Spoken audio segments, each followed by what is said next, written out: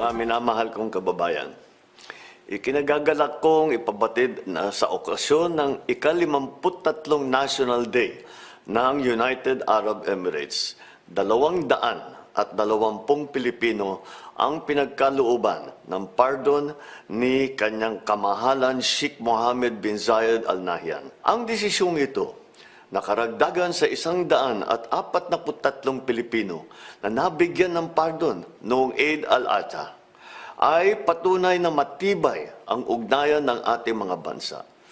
We extend, of course, our heartfelt gratitude to His Highness Sheikh Mohammed bin Zayed Al Nahyan and Prime Minister Sheikh Mohammed bin Rashid Al Maktoum, whom I also had the honor to meet for this very compassionate gesture.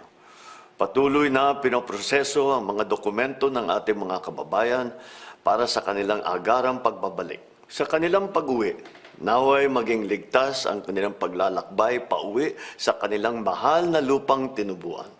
Maraming salamat po.